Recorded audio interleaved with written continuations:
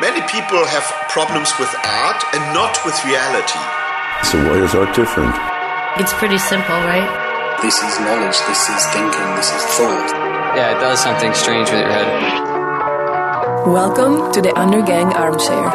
Bring it. Welcome to the Undergang Armchair. My name is Ando. Hello, my friends. How is life? It's been a tough period for me this last week. One of those weeks where life grabs you by the sternum and shakes the shit out of you. And that, of course, makes it a little hard to think about art. I lost someone very dear to me last week at way too young of an age, and the world's one artist poorer for it. It sucks pretty bad. So please forgive me if I'm a little distracted this week. But the important thing, we are here, of course, to talk to A Kassen, the conceptual powerhouse of an artist group based here in Copenhagen. They decided that it was way too much to have all four of them on the mics here, so I had the pleasure of talking to half the group, Petersen and Søren Petersen. I don't think they're related. I didn't actually ask them. I had a lot of questions for them in the way I usually do, and I found that perhaps at the end of the day, their works really speak for themselves. They have a very interesting practice, you guys probably know, but in certain cases, artists put their efforts into the works and don't have much to actually say about them afterwards. Artists like that don't necessarily obscure the meaning of the works, and that makes most of the conversation directly with those works and not with the artists. But we had a relaxing and interesting talk, and I got to hear a lot about their work process and history and about an interesting exhibition they made back in 2014. So please enjoy. A Kassen.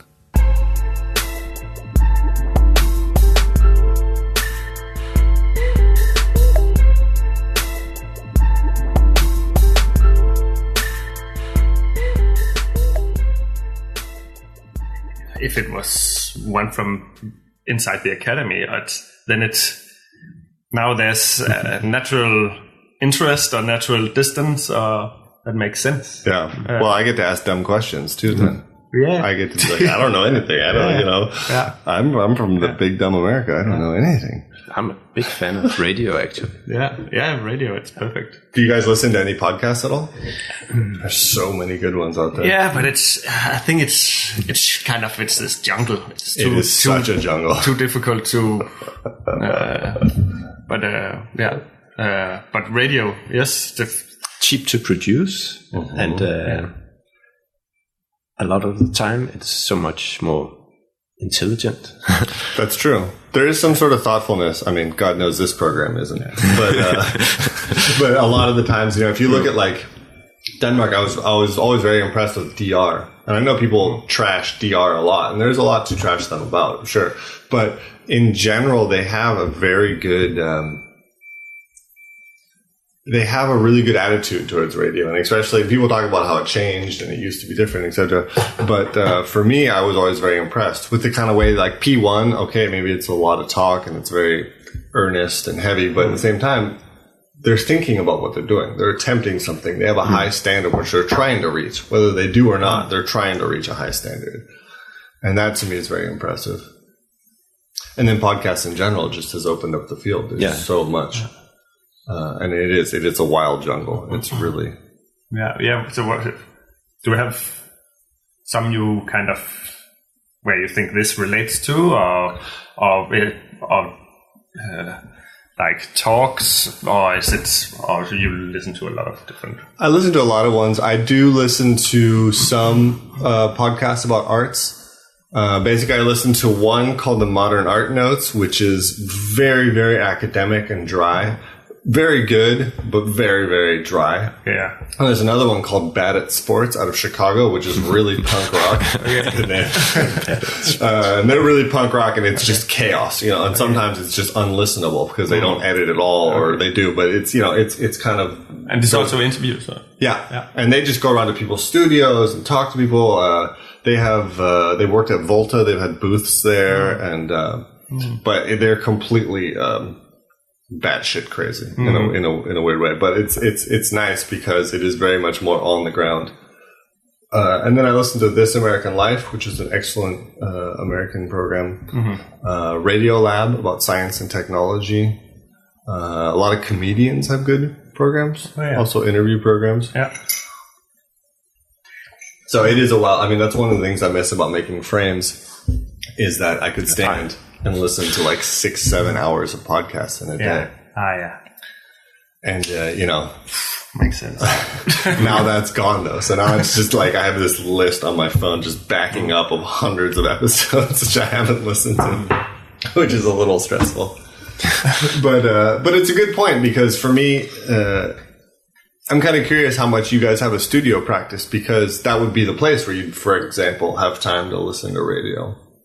But considering that you guys are not 1, not 2, not 3, but 4 people, you're probably almost never in the studio together. We use like Skype as a meeting point. So consistently. Yeah. Huh. That's kind of become our studio. Because of Christian being in Berlin. It's been our studio. Do you each individually have spaces that you work in when you need to make individual works, or do you not even have a space? Usually we have a space. At the moment we don't, but that's not really planned. Well, shit happens. Yeah. You don't know that. And it's also a point right now where it's very hard to find space in the city. I consider myself very lucky, but I mean, it's gotten harder and harder. Yeah, I also started to look for a new apartment, and then it's kind of a similar thing. It's, workspaces, offices. Yeah. I read recently, I grew up just north of San Francisco. Someone somewhere said that rent has doubled in San Francisco since 2011. And it was just kind of like, oh my God, like how is, and it's obviously not that bad here, but we're in a time now where these, it's becoming harder and harder to afford for artists, especially to have workspaces and to be able to, exist. And I imagine you guys make a lot of kind of larger works, and some of them are somewhat site specific or made on the location. True, but you must do some testing too, at least for some of it. Yeah. Or is it mostly just all in your head and then it gets made? A lot of time we've done it at a workshop, like the carpenters we use, or... so the process of making it kind of is also the process of testing. Yeah. Yeah, so I mean, there's a lot of time just managing projects, I assume, then. If you're going to make some crazy frames, for example, those are the ones I know, then you have to find someone to make them. You have to find out if it's possible. You have ideas, but how do they become physical? And so there's a lot of back and forth, I imagine. Yeah, and we kind of need the expertise of other people. So we can't really do the frames ourselves at our studio. So we're really dependent on craftsmen. Right. It's like it's project management in a way. Yeah, sometimes. In a way. But where did it like? I mean, because the idea of art school is that you go to learn a trade in a very basic way. You go to learn how to make things with your hands, and then it becomes more and more kind of conceptual too in your in the making of ideas one way or another. But did you guys all went to school together, right? At the academy. When did you guys start realizing that you guys could work together or thought similarly, or where did the beginning of A Kassen come from? Yeah, we kind of coincidence started to make a proposal for a medicine company. Outside of the academy. Yeah. Okay. And that was already in the second or third year. So came to find out, okay, we can fool around. We can make some stuff that we wouldn't do on our own, and the ping pong. It's more fun when you're four. To hash out ideas and talk about it that way. Yeah, that makes sense. I mean, it seems, artists are so known for being individualistic. Again, we're speaking in generalities here, but 4 people is a lot of people to manage in terms of developing ideas too. You have to, you can't always agree on how things should be done, I imagine. Yeah, but on the other hand, when you're alone, you cannot. True story. True, good point. Yeah. But I mean, I find it very interesting. So when you went to school, you guys, by the time you were done with school, were you guys, this is it, this is what we're doing? Did you have the name by then? Yeah. Yeah, pretty much. I remember Morten, he forgot about it when I told him 5 or 7 years later. He said when we had a studio in Repsaløen, super cold, and he was like, okay, we have to see how this is in 5 years, and then we have to evaluate on that. And of course, we don't make 5-year plans or anything, but it just kind of stuck in my head. And when I said it to him, probably 7 years later, I remember you said this. He was like, okay, I forgot all about it. And maybe luckily. Right, well then it wasn't that important, obviously. Yeah, no, maybe not. What about the name? A Kassen. I guess it should be explained to people who aren't from Denmark, but A Kassen is help me out here. It's an unemployment insurance union? Yeah. The grouping? I mean, they're the way they administer the payment of unemployment insurance in Denmark, right? More or less. Yeah. It's a big thing here, though. Everybody knows what it is. They're strong. They fill a lot of, they're also unions, I guess you should say. It's an arm of the work unions that administers money. And you don't even have to be a member of the work union to be a member of the A Kassen. But what does that have to do with you guys? It's pretty random. I think. Like some projects, and it, in a way, maybe you can say it was one of our first projects, because we work on ideas, and also just to kind of take a word or take a name and put some other meaning into it. I think it's interesting for us, and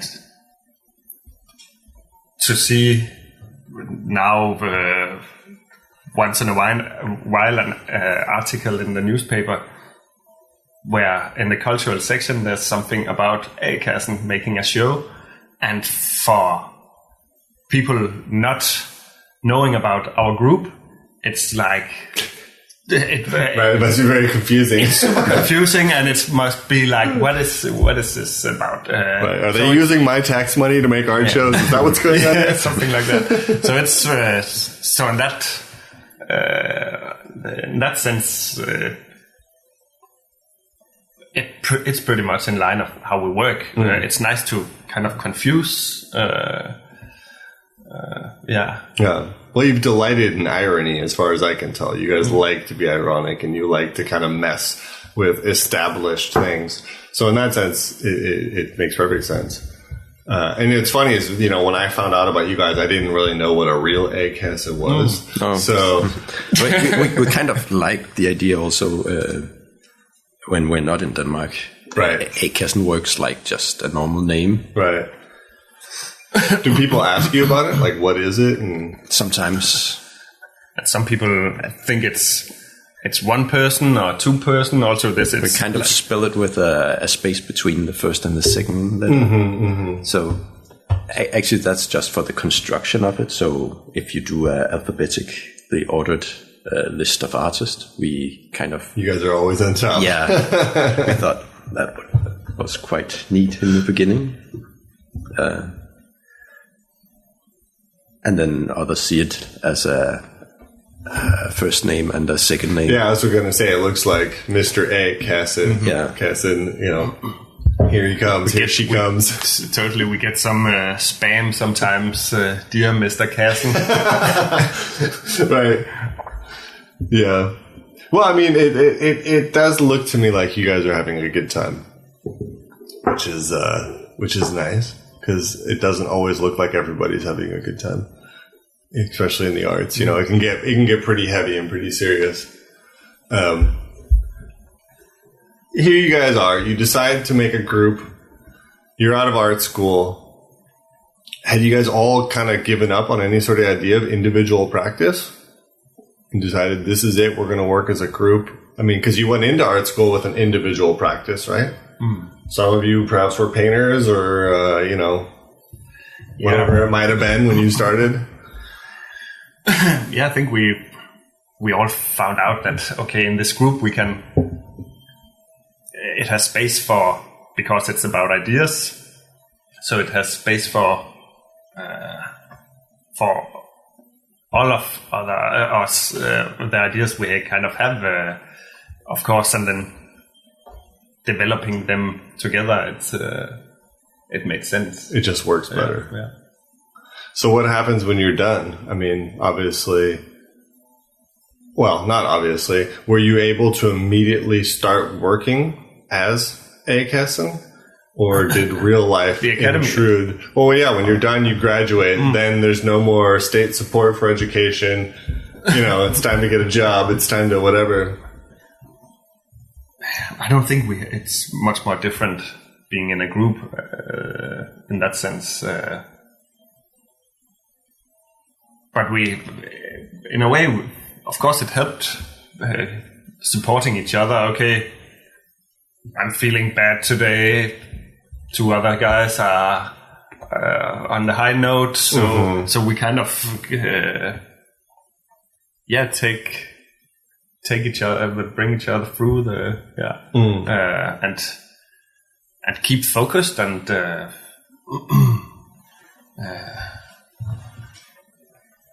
Were you able to find enough work as for working people to make A Kassen into reality? Because I mean, the other thing is your guys' projects often involve time and money, and they're not just a drawing which you can hang on the wall. You guys often have to organize a lot beforehand, find funding, make a budget, all those sort of things. Were you able to work like that immediately after school? I think so. That's amazing. Yeah. I think we were really lucky. We got support from the Danish Art Council and everything. So yeah. In order to do specific projects, or just kind of in general to make work? Both. That's what's so fantastic about the system here. Yeah. And really, in the beginning where you need it the most. Right.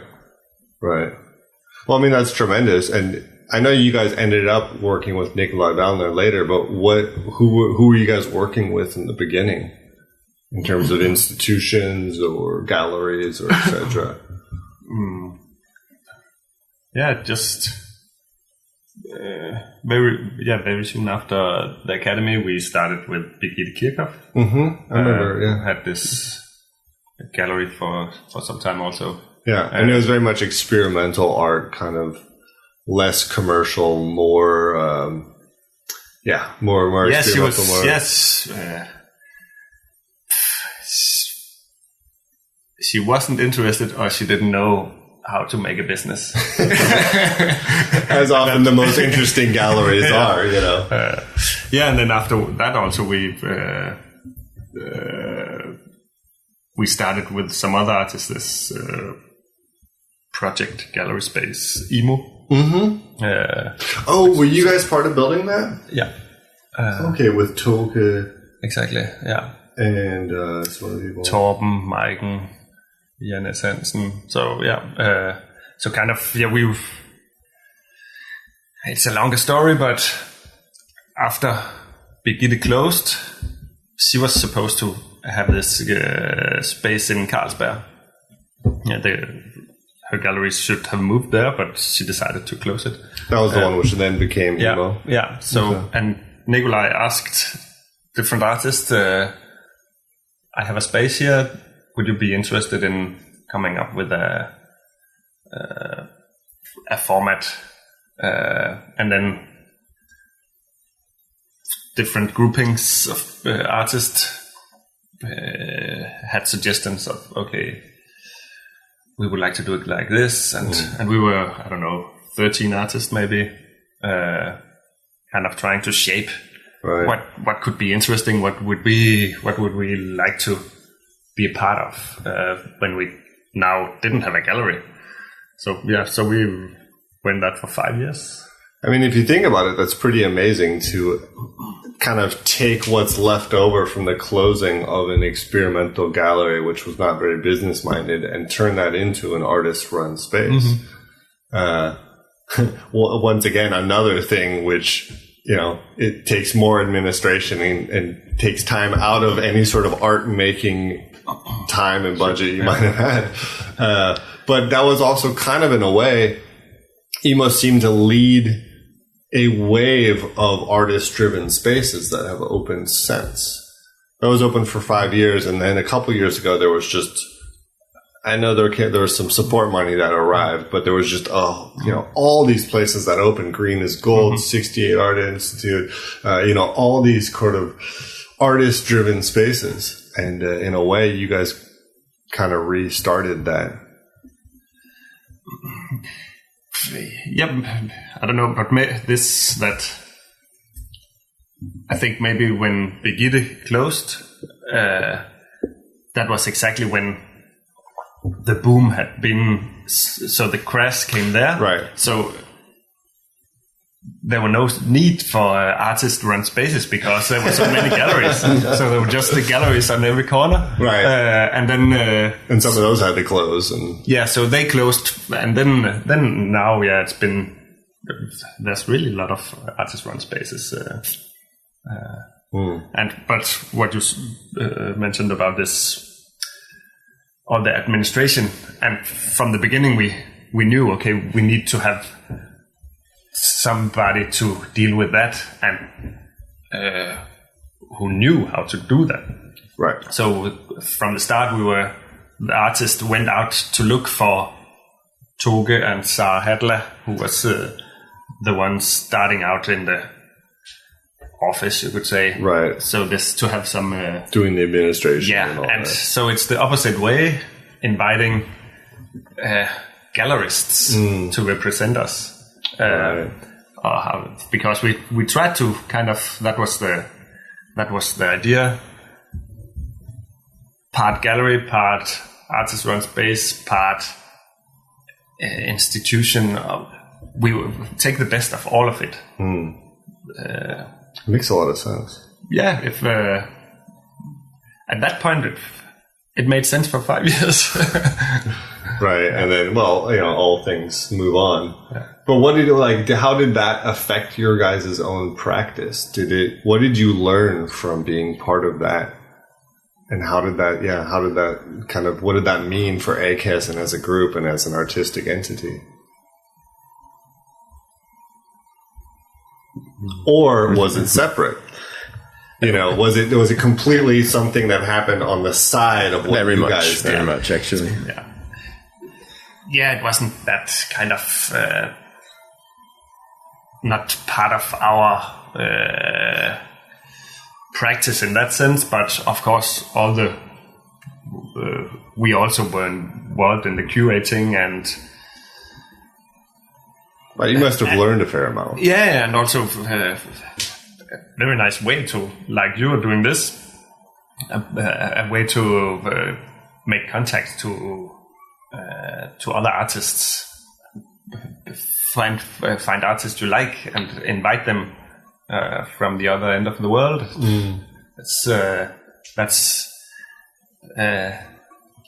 that's a very nice thing in the arts, that we have this common language. So I'm interested in these things you do on this paper. Would you like to show it here? So this exchange. Yeah, it's super interesting.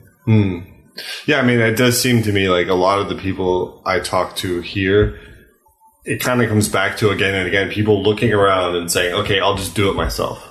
Because a lot of people wait for some sort of external validation, whether it's sales or acceptance into shows, or getting past the gatekeepers in some way or another. And then a lot of people just are like, nah, fuck it, I'll just do it myself.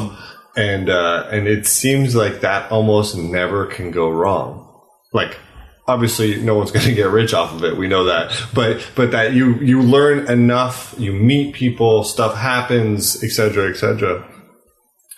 And then if you guys hadn't done that, then emo wouldn't have existed. And, a lot of people's lives would be very different. Tokas and, people you guys invited, and it's interesting, for example, a woman I went to school with showed at emo, who I never thought, Talia Chetridge. I knew her back in the day in Chicago, and then, I saw all of a sudden, holy shit, she showed there, and it's that small world thing again, where people reach across divides or, spaces at least, in order to find each other. But you guys did keep it separate from your own practice. In the meantime, you were working on your own things, and then emo closed, probably because it got to be too much work, I assume, for everybody.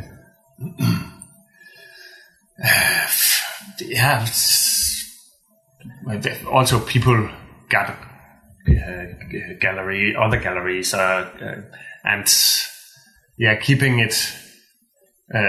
keeping it fresh, as it were, in the beginning was this, okay, either it had to turn into a gallery, pretty much. Right, a commercial gallery. Yeah, or some new energy should have been there, because kind of in the beginning we were super ambitious and building new museum wall or gallery walls for every show, tearing down, building up, every. Right, you have all the energy in the world. Yeah. And it was super fun. It's like, yeah. Right, but then real life happens at some point, and you kind of need to have the economy for making it go on. Right, both the financial and kind of personal energy economy. Yeah, I mean it's hard, and it's especially tough with those kind of things. The constant kind of, you're almost out of money always, and you're constantly like, oh fuck, we gotta write some applications, we gotta do this, we gotta do that, and after a while, it becomes really tiring to constantly spend so much time finding money just to be able to work. And, that's the reality also of being artists, but especially a non-profit artist-driven space, they're never going to have a lot of money sitting around. But what happened afterwards? Emo closes, everybody agrees, good idea, thanks for this time, onwards. Yeah, pretty much. Did you guys start talking to Nikolai immediately afterwards? He approached us before, so we were kind of already more or less working with both Emo and Nikolai. I do remember you guys were in some group shows over there or something. Yeah, so this bit strange to have a commercial gallery and next door have an artist space right there. So it kind of. Yeah, I think we just sat back and found out, okay, we've been running it for 5 years and we were less artists than in the beginning. And so it was kind of a natural ending. Right. And then it was, of course, natural since you'd already been working with Nikolai Wellner to kind of move over there. Well, I mean, it's a good space, and he's ambitious in his desire to make larger projects. So it's a very natural fit.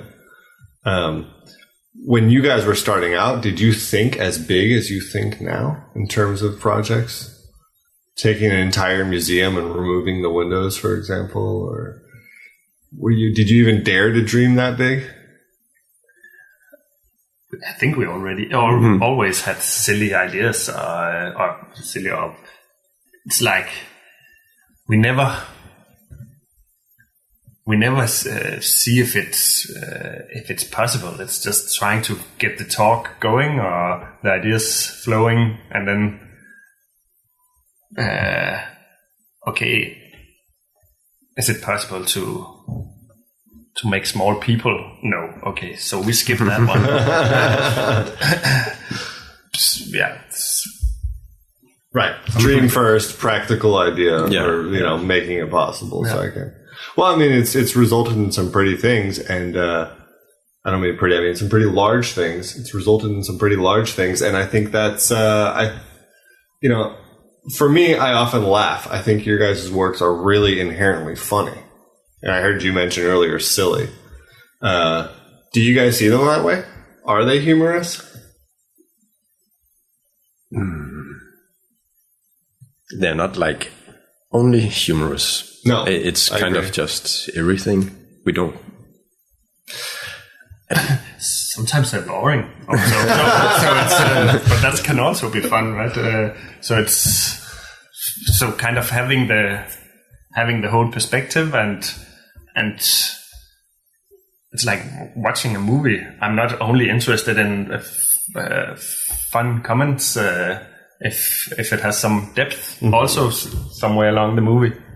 That's also sure. Well, comedy can be a great critique, and it can be a great way to kind of ask questions about things too.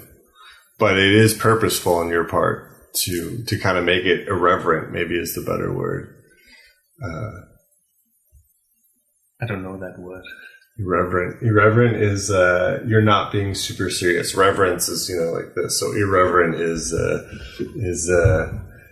just saying kind of like it's not it doesn't have to be taken so seriously. Even if it is important, it doesn't have to be taken necessarily seriously. Like for example, the piece you guys did with the building facade flipped on its head. One could say, okay, that's just a facade flip. On the other hand, it's talking about an empty building behind it that hasn't been filled, and this desire to cover that up. This kind of like silly idea that like, oh no, we can't. Don't look at that. That's not what our town's about. And to me, that seems like a fun way to talk about that. Because there's a lot of pieces. There's the houses which are filled with concrete and then taken down, sculptures. I forget her name, the British artist, those sort of things, which talk about urban planning, but they seem a little more serious to me. They're not. Yeah. Those pieces are your pieces. Her pieces. Yeah. Yeah, perhaps. But I mean, what's the process like? Where do you guys start? Are you guys all coming to the table on Skype and saying, "Oh, I had this idea," or "I had this idea," or it could be that way. Yes, sometimes it's just the location where we are invited to show, or the kind of context that is on. I brought this catalog from the Carnegie Art Award. Yeah, and yeah. It was a fairly big group exhibition prize. Absolutely. And we were in it, and then it closed. And then we were invited by Den Fri to show there instead of that show. And then it was just a good context to kind of copy the whole show. Right, to remake the whole thing. Yeah. I think I love it. I think it's really funny in some weird way. I mean, I really don't mean that in a bad way. I do mean it in a very positive way. That there's something about it which the Danes have this great expression to take the piss out of, to piss about things that are very serious, and I really appreciate that. Yeah, I mean, you guys also seem to be kind of interested in ideas about authorship and who has the right to say what's theirs and what's not theirs. And you guys don't tend to make artworks which kind of traditionally fit into, put it in a frame, hang it on the wall kind of stuff. Yeah. Yeah, I guess maybe that's because we're four, but all kind of like all aspects of what is possible in the art world, to make something that's framed and that just is hanging on the wall. That's, if it's a good work, it's a good work. Right. So it's so we kind of, I don't think we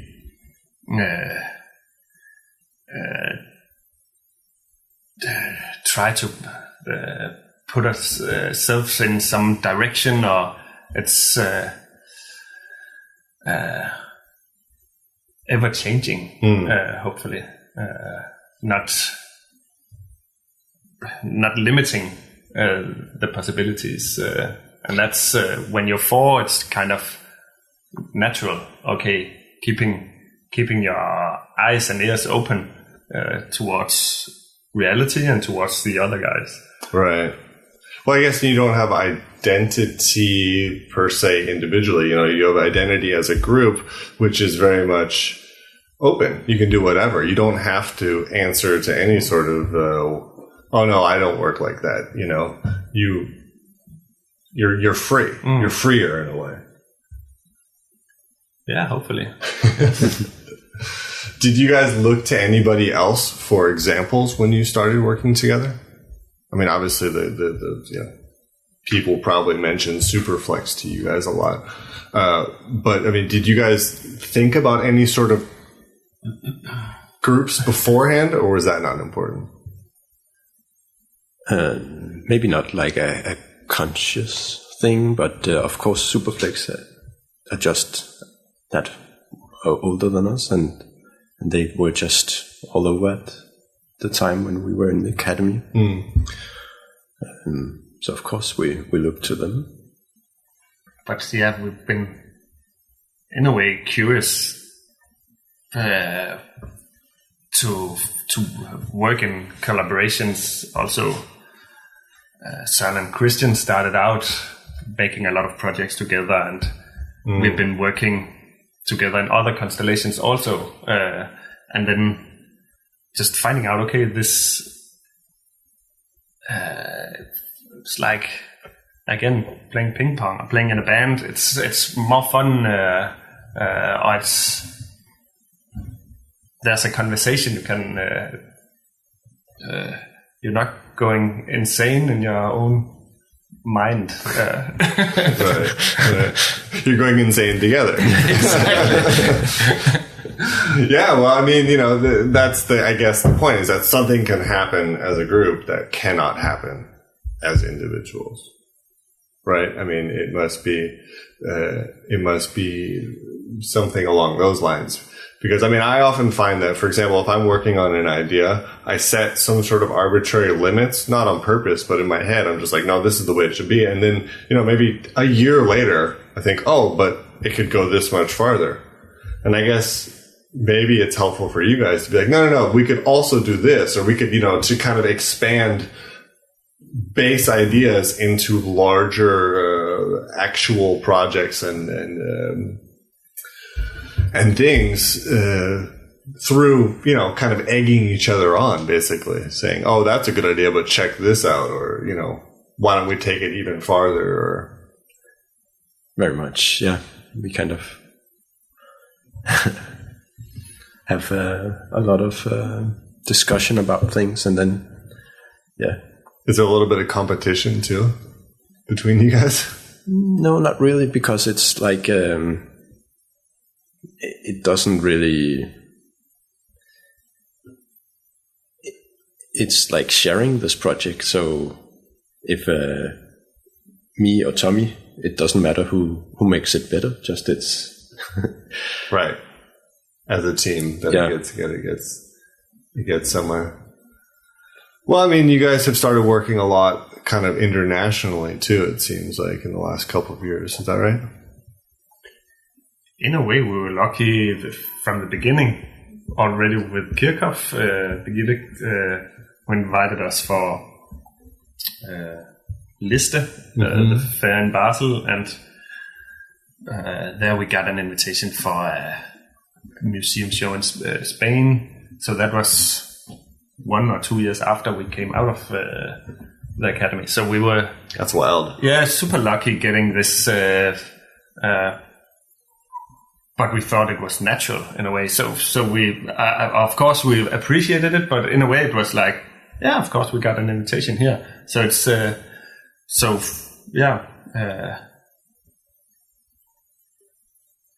in a way, we always felt that, okay, we're working as much in other countries than in Denmark. Well, I mean, that's nice also because Denmark has a lot of advantages and some limitations in terms of, like there's a lot of options for support here, which is tremendous. And that support can also be used elsewhere. You don't have to have projects only in Denmark. I mean, the state supports a lot of public installations, a lot of what they call udsmyknings projects, et cetera, and that lets you dream bigger. And I imagine also that you guys, there isn't as much here a tradition of private funds. Funding works. There's some, but it's less so than other countries where the state plays a smaller role. But abroad, I mean, I imagine Nikolai, for example, part of his job is helping find partners for larger projects. Yeah. Or does that happen more through other institutions? Both. Yeah. I mean, because he works very institutionally. He's with a lot of museums and, on projects which maybe wouldn't necessarily sell to collectors. It's more about installation and public engagement and et cetera. Do you guys have any preference in terms of like where you work? Do you prefer to work with, for example, a museum rather than a gallery, or is it project dependent? Yeah, I think that's the nice part with our job, that some works fit better in a gallery, some works fit better as a public work or at a festival, or so that you are able to kind of be all over is a really I enjoy that a lot, to be able to, because the context is very important for our works, and actually we the way we work, the practices, we can both work outside, like land art, or and tiny spaces, or so it's very variable and scalable in all senses, actually. And that's really enjoy making a project for Roskilde Festival, and then the next is at a gallery in Spain, so being able to jump from one platform to the other, being flexible. And also it I guess this, that with 4 people, it makes totally sense that we respond to the context or to the space because that's something concrete to talk about. Okay, we have this hospital. We have to come up with a proposal for. Okay, what does it consist of? What do we have to What react do we on? work with? Yeah. And then you think your ideas from out from that departure point. Right. So it's really like it works pretty well. This getting an invitation and then looking at it. Of course, we have projects in the luggage. We can take it. We had this idea. We never showed. Here it fits. Maybe it fits here, or we could if we adjust it, then it fits. So yeah. So is that usually how it is? You guys get invited somewhere and then you look into it and say, here's what. Like, let's take, for example, let's look at the project you guys did again with the facade that was flipped. That was in a town called Fetsa, right? New Fetsa. How does a project like that come about? I think we did a couple of site visits and then found the spot. But it was for an invitation for this. Okay, so the city invited you? To Wood Festival. Okay. Like an art festival. So you guys just showed up in town and started looking around, basically? Yeah. And you guys were like, what's that? Yeah, also sometimes the curators helps us and saying, okay, we have these spots that might interest you. Okay. And sometimes they know us fairly well and know, okay, this could be something interesting for you, something that they've been fascinated about. And then that's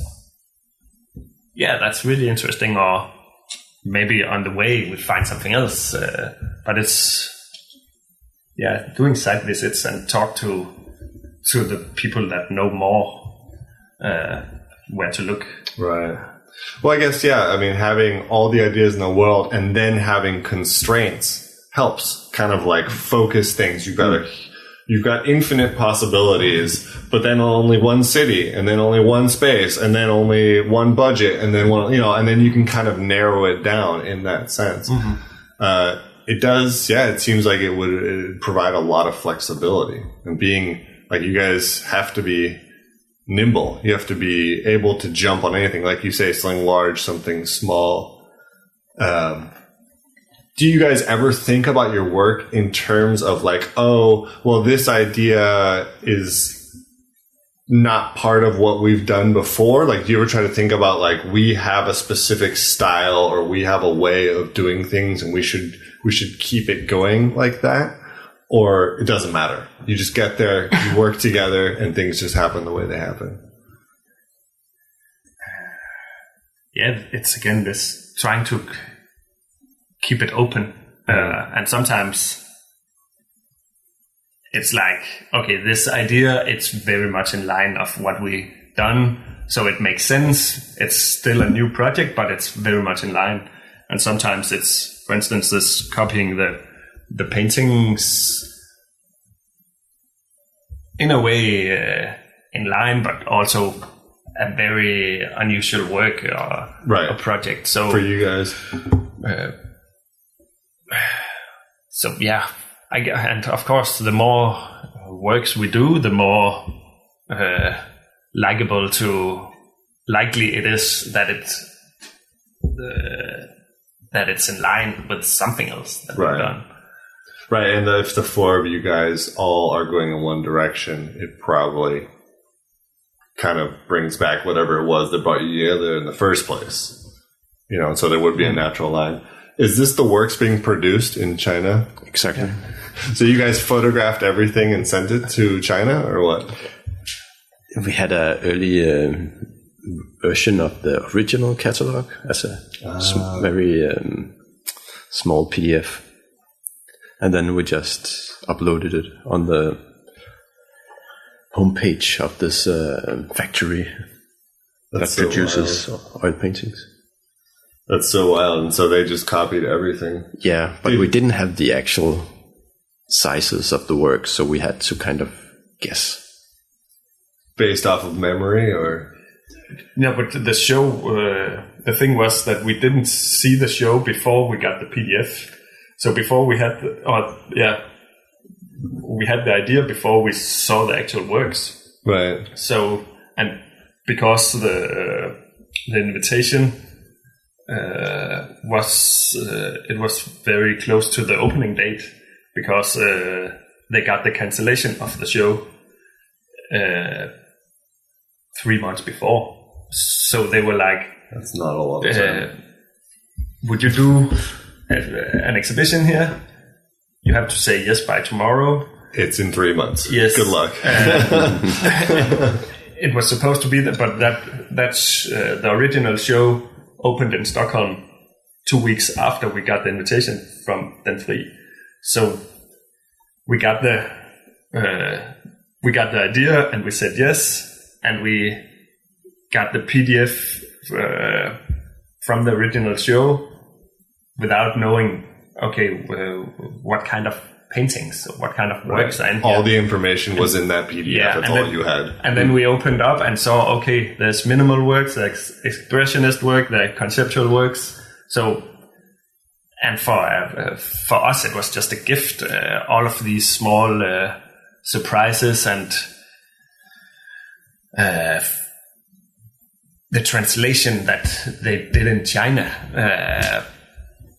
was just added on our one single concept, right? By spreading it out. So, and then going to Stockholm to see the actual show after we decided the sizes of the paintings or the works, and going to Stockholm and we thought this was 50 by 50. It's 2 meters by 3 meters or whatever. So it's really a weird copy. Yeah. That's awesome. I mean, did any of the artists engage with you guys? Any of the people you copied? Did any, what was the response like? Most of the artists were really annoyed with the art prize, actually, because it cancelled this tour. Oh, right. So we kind of had their support in doing it. Okay. Maybe there was one who didn't really was into his work being copied. There's always one. Yeah. But this, but also we tried to kind of work together with the other artists. So you told them beforehand? We told them a week before that they were invited for the opening, and we would actually, because we had a budget, so we knew they're probably not all flying in, but we could actually pay their flights. So so inviting them also to make it a proper copy. So it was they were there super fun to see work. This Icelandic guy standing proud or not so proud before his in front of his paintings, his artwork, which he didn't make. So it added on to the stories. Right. Really like this, that where does the work start and where does it end? Right. But then again, it wasn't really an exact copy of their work, and we kind of think of it as a installation. So we don't compete with them. We don't sell. Right. That's what would be my point. Is that it doesn't really have anything to do with their artwork in a weird way. I mean, obviously it is, but it is an installation about an exhibition which was canceled. It's not about that individual painting's exactly value or whatever. Yeah, it's by chance who are in the show, right? So it's they're just a piece of the puzzle in a way, right? It sounds like a lot of fun. That's what it sounds like to me. What happened? Why did the show get canceled? The Carnegie, it's an investment bank in Sweden, and they got a new director, and he's more into sports. So he's he's good at sports, maybe. So this changing the focus for sports instead of arts, and the old director, he made a speech also for the opening in Stockholm, and was really critically talking about their change now, and so they opened this. It had, because also they kind of promised that the tour would, or that the works would tour. Seems like they really set up a whole exhibition and then just pulled out. Yeah, so it was only shown in Stockholm in a kind of weird, in the academy, in kind of weird spaces. So it wasn't really. So and that's also what we were super lucky with this show, that it first was shown at Den Fri, and then we had it in Norway on a Tiny Biennalen, and then in Iceland in the National Museum, where they had Carnegie several years back also. So that kind of it. Right, it got a life of its own. Yeah, and so we kind of toured with the Falls, the fake show. Do you guys believe in luck? Because you keep saying you're lucky, but it occurs to me that in a way, it's not so much luck, it's that you guys have a sharp eye for opportunity. Shit happens in the world, and if you're there when the Carnegie Art Awards show all of a sudden cancels, sure, it's luck, but it's also being flexible again and on top of it and saying, oh, there's our chance. Yeah, I guess you can talk a lot about luck and the philosophy in that. Luck and opportunity. But of course, say, at least seeking the possibilities and it.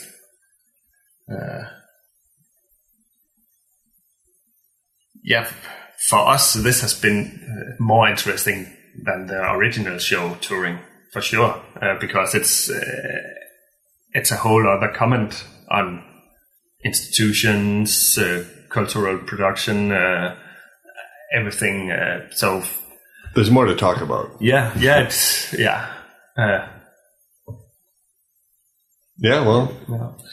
I like your analogy about being a band. So I'm looking forward to your guys' album. You guys make something. Cool. Well, thank you. I just wanted to hear before we end up here, what's next? What's coming up for you guys? What are you working on? Or is it secret? No, secret. Only that one. We're doing a show in Belgium. It's a nice concept. It's an institution called CAB, C-A-B, and they got this Jean Prouvé house architect who made these, how you say, assembling houses, so you can take it apart and put it up in somewhere in Africa. Okay. So it's Lego architecture kind of. So they got one of his houses and made it in their space, and then the next year they're making shows around that house. So all the shows has to kind of work with this as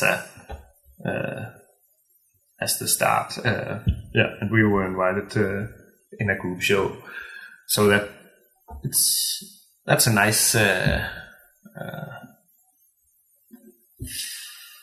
format in a way, or you can say this. It's not a foundation to work on. Yeah, it's not an empty space. You're always normally invited to an empty space, more or less. Do you guys do a lot of research? Depending on depends on what you mean by research, I guess. Yeah, we're all interested in reality in a way, and so I guess living our life is kind of a research. This moving from one spot to the other, watching a YouTube clip, digging deeper into something else. Right. Everything is kind of research. We all like reality. It's a good one. It's a good place to end. Thanks, guys. Thanks for your time. You're welcome. Thanks for coming on. And thank you for listening to this episode of the Undergang Armchair. The intro and outro music was kindly provided by Johnny Ripper, and today's interstitial music was provided by RC. You can find links to their music and tons of other conversations with great people on our Memorial for Jikosovo website, undergang.net. If you do like the show, we would appreciate it if you'd take the time to leave a review on iTunes so others can find us. This show is produced with the kind support of the Danish Arts Council. Thank you for joining us, and we already miss you, Jay. Safe travels onwards.